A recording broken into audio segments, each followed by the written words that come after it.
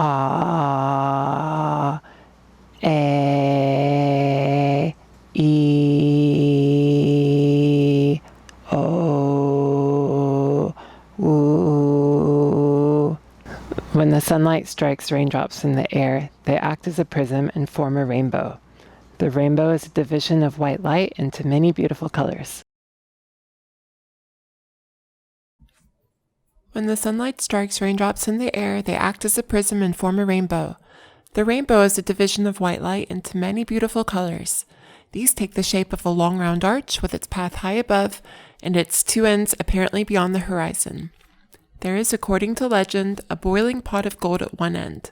People look, but no one ever finds it. Hi, my name is Julia. I'm 33 years old and I'm from the USA. I had surgery at Yezon Clinic with Dr. Kim in July of 2019, and it is 7 months later, February of 2020.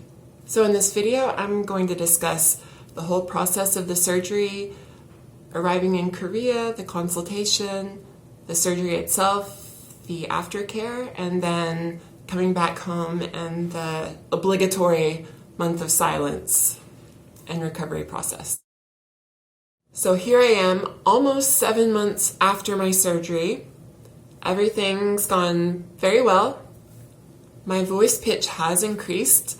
Originally, I think it was measured at about 155 hertz. Now, I think in like a casual conversation, I think it's usually around 190, which is a 40 hertz increase. Not quite as high as I was expecting, but honestly, I can make it go as high as like 250, but it doesn't sound very natural. It does take up to a year for you to have the full effect, so I don't know if that's gonna continue to change. Honestly, I'm pretty happy with how it sounds now.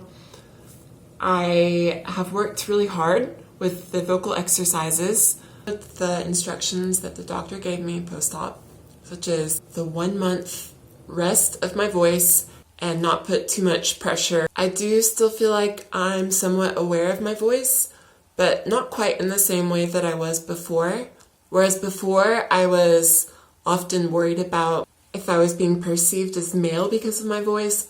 I don't really worry about that now. When I messaged Yezon about scheduling a consultation and a surgery, I was very promptly emailed back by Jessie. She's the foreign patient correspondent, and she will be in touch with you throughout this process. And then you'll meet her at the clinic and she walks you through it. Jessie is fantastic and she makes the whole process very smooth.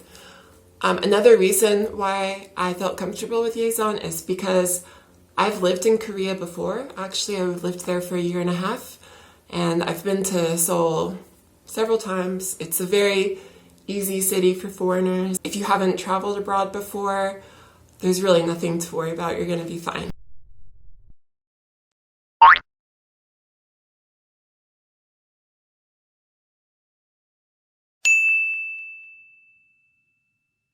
Overall, I do have a much better range in my voice than I did before. It's just, there's no comparison to how it was before. Before, I just couldn't go any higher than ah, and then after that, it would just be silence. That was due to a lot of scar tissue that I had from my trachea shave revision in 2015. But Dr. Kim got rid of that. He fixed everything for me. So I do have a much better range. I can actually sing now. Now, don't get me wrong, I'm not a good singer, so I'm not going to sing for you in this video. I don't want to put you through that. But I can sing, whereas before, if I tried to sing, it just would come out as air, and I couldn't do it at all. And that was really frustrating. So it really has changed my life in a lot of ways, having had this surgery. So I transitioned when I was a teenager, from the ages of 17 to 19. Originally, I had quite a deep voice, but it was also quiet.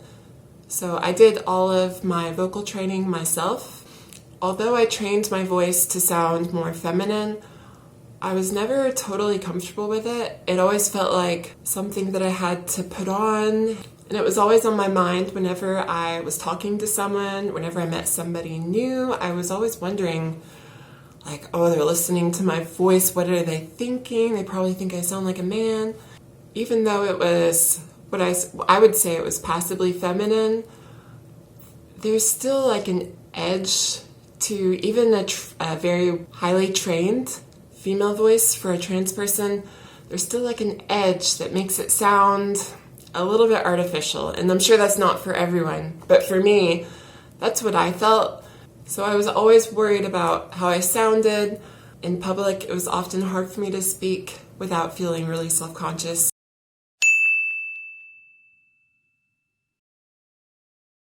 So in 2006, I had my sex reassignment surgery as well as a trachea shave. When I had the trachea shave done, initially, they were very conservative with how much they took off because they warned me if they took off too much of the cartilage that it might affect my voice. Honestly, I always thought they were too conservative because I was always insecure about the remaining cartilage. It looked very masculine to me. So I had a revision in 2015. And after that revision, I noticed a significant strain on my voice whenever I spoke. And I lost a big chunk of my range, so I couldn't go as high as I could have before. Singing, out of the question. I also worked as a teacher for 4 years. Teaching children is a huge strain on your voice. I mean, teaching in general, I'm sure is a strain, but especially children. In the last 2 years, I taught kindergarten, so you can imagine how much strain was put on my voice on a daily basis. So because of the prior damage due to the trachea shave and the strain from teaching and the strain from everyday talking, I suffered from a lot of hoarseness, and it was a lot more difficult to achieve what I felt to be a passable female voice, and it was just never something that I felt comfortable. So I decided to get the voice feminization and also the corrective surgery on my vocal cords with Dr. Kim at Liaison. Everything I've seen, the results tend to be really good. There are a few people that I've seen that maybe they don't have a great result, but I think a lot of that comes down to the aftercare and how you handle the recovery.